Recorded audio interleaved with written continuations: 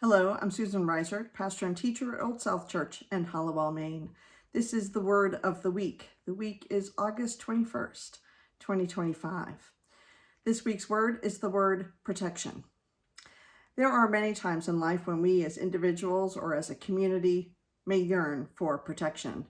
Normal daily life can provide hazards, of course, and then there are those whose lives are filled with hazards and violence from war, chaos, or from a spouse or family member.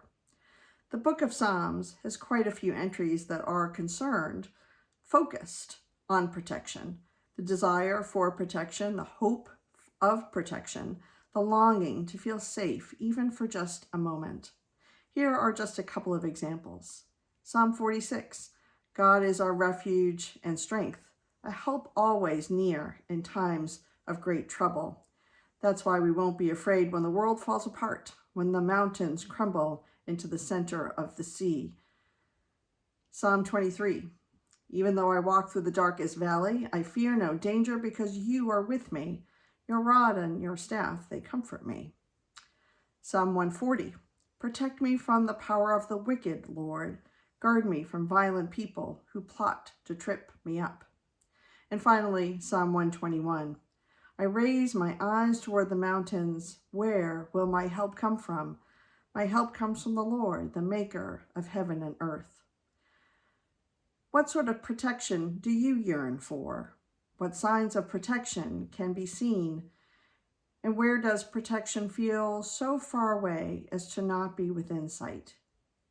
Whether you feel protected, safe, and secure, or unprotected, surrounded by threats, a psalm is a good place to go to find a language, to raise up those thoughts and feelings, whether we are thankful for the security we feel or the anger and frustration we feel when it feels like we are on our own.